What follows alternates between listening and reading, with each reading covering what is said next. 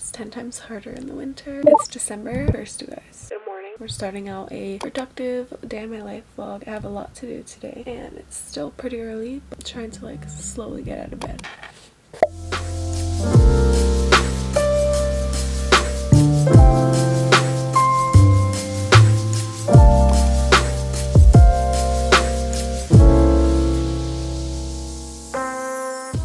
Make some breakfast and a new Nespresso coffee recipe. I wanted to walk you guys through this new coffee recipe. So it's actually a brown sugar latte that I'm trying at home, which I've tried at Starbucks before and I didn't vibe with it because there was like so much cinnamon in that drink. So I'm starting out with my oat milk. This is Planet Oats extra creamy. That's literally my ride or die oat milk.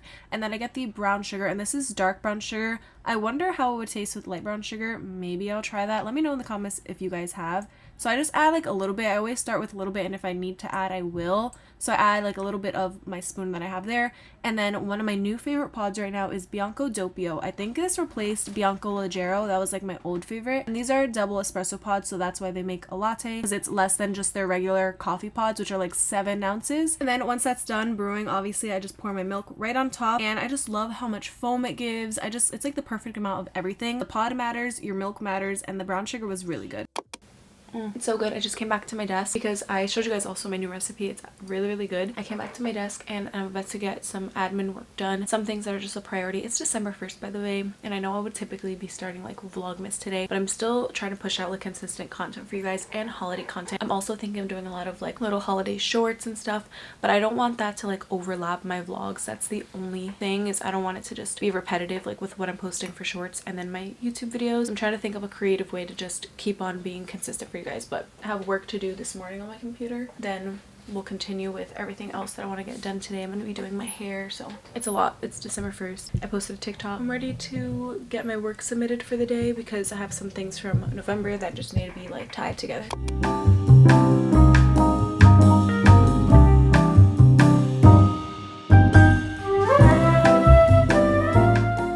I haven't done laundry in what feels like or looks like over a week, which is not like me. Like I said, I've been going through it, but it's time to do 2 loads.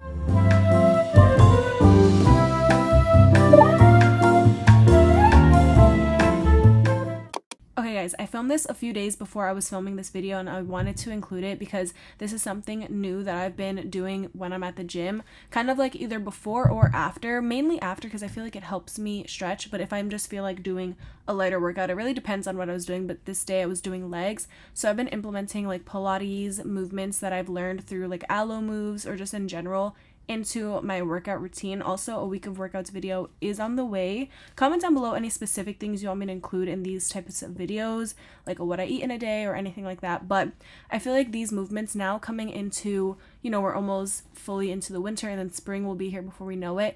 And so what we're trying to introduce is like, we're gonna still do strength training, but doing more cardio and things like that, just breaking up our strength days and doing different things. And so I've been really into trying Pilates. I also want to do a video like trying Pilates by itself just for like a week and seeing the difference, and also obviously mixing it with our strength days, our weightlifting days.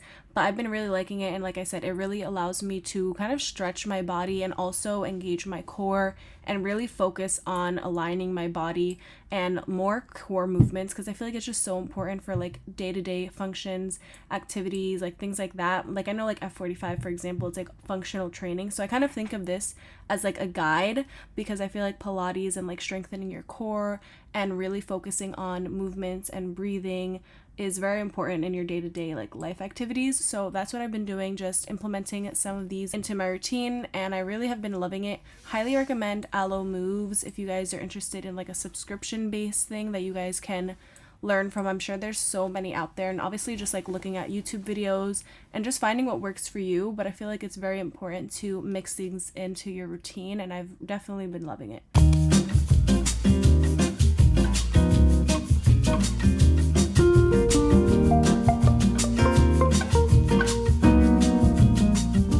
Alright guys, I want to do my hair, so I'm gonna shower now and wash it. I think I'm gonna do also like a hair mask. Hopefully you can hear me. I have this deep moisture mask from Nexus Hair, so I'm gonna do this, and this is for obviously like if you dyed your hair, it's color assure, so we'll do this as well. It's cold outside, but Let's do a little post-shower hair care routine when I'm blow drying it. So I'm using the Bumble and Bubble Hairdresser's Invisible Oil. I spray this all around my hair before I detangle because it does help me detangle it. And I use the wet brush to comb out my hair. It's literally the best thing ever. Start from the bottom. You guys know this, but it truly makes a difference. And I feel like my hair, like when I got my hair done, she said I didn't have as much breakage, which is great. So I use the Olaplex number 6 and number 7. First, do a little bit of the oil in my hand and then just put the Olaplex right on top. Blend that all in and then just put it all over the ends of my hair mostly, and then whatever's left I'll kind of do like the top of my hair. Comb it out to make sure it's all evenly distributed, and then I use the Color Wow. This is my first time using the product, the Speed Dry Spray, which I really loved, by the way. Guys, I cannot wait to do my nails because I'm looking ratchet and rough out here. Everything is just dry. My hands have never been this dry. Actually last winter, like it's just in the winter time. But then I feel like I put lotion on my hands and then I'm right back to like using the bathroom because I drink so much water and then washing my hands. It's just like a never ending cycle. We're gonna do my hair Dyson. I'm gonna just do a blowout. I loved how it came out last time actually, so I'm just gonna be doing the same exact thing, and I'm trying out a new product, which is the Color Wow Speed Dry product. So I'm really intrigued to see how this works. I've heard a lot of good things about their other products, which I'm also kind of eager to try. We'll see how this one works on my hair. I'm gonna first plug it in. So we're going to start by putting the speed and the heat to the second setting, and then I attach the drying attachment, make sure I turn it to where it's actually the airflow, and then I start in sections so I don't just rough dry my whole head at once or else I'll end up looking like a lion, and I feel like it's just so much harder to work with because then my other hair is just going to end up drying very fast, and that's not what you want. So I do half and half, and then I'll just air dry until it's about 80% of the way dry, because then you're going to deal with a lot of frizz and it's just a hot mess. So definitely do the air drying part, but just do it in sections. And then I take the round brush and I turn the heat and the speed back up all the way. I have this little glove to help protect from the heat. And then I like to work to where the round brush is kind of facing the ceiling, and I'm using a lot of tension as I'm pulling, just so I'm really getting in my root and I'm just really straightening out the hair to where there's no curly pieces, it's not frizzy. And then towards the end I just twist, how like I'm sure you guys have seen on TikTok, and it really helps. Look at it, it's slaying. Look at the ends. And now we're gonna work on this side. And so as you see here, the brush is kind of facing parallel to my face and it's facing the ceiling. And then I just take sections just like that and apply a lot of tension as I'm going forward. And the brush is usually behind my hair so that it kind of lifts it. I only intertwine like sometimes just to make sure I'm getting the ends, and you want to know like alternate the brush, but for the most part I'm always starting like behind that hair section, as you can see. And trust me, applying a lot of tension works. I feel like it looks so like shiny and healthy.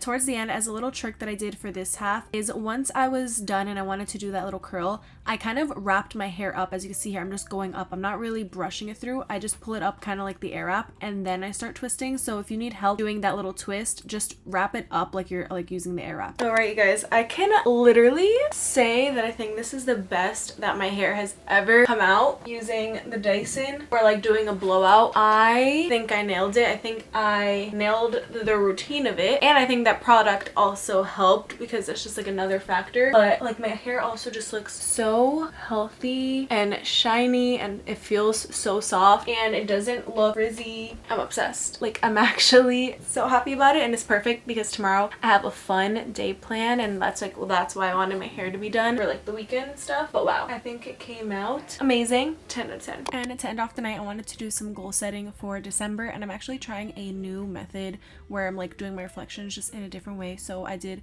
different like sections where I did what I accomplished for November, what do I release going into December, and then goals to hit in December. I usually do some sort of reflecting, but I saw this method on TikTok, I believe, and then she was also talking about like how this has helped her manifestations, and I just found this to be really effective for me, at least going through it, because I feel like with releasing the things, you're kind of like, although you might say like, okay, this month was just a bad month, but physically like writing out what you're releasing has made a huge difference. And I found that I'm going to be doing this way every time I do like a monthly reset. So I know today is like the 6th of December now when you guys are watching this, but I figured that I would share this because I know you can write down your goals at any time of the month. Like it doesn't matter if you're late, like it's literally only 1 week into December. So as you go through the rest of the month, and also plan for preparing for the new year and do your reset for the new year and goal setting for a new year to come. I feel like this is a great way, not only monthly, but like I said, to reset going into 2023. But goal setting is always important. I feel like it keeps me, like, my mindset in the right space, and overall just makes me feel really motivated and really inspired. And then after that, I made my to-do list for the next day on my Notion. And then, like I said, it's on my phone, so it's super easy just for me to quickly jot things down, just so I'm starting out each day, like, ready to go. I hope you guys enjoyed, and I'll see you next time.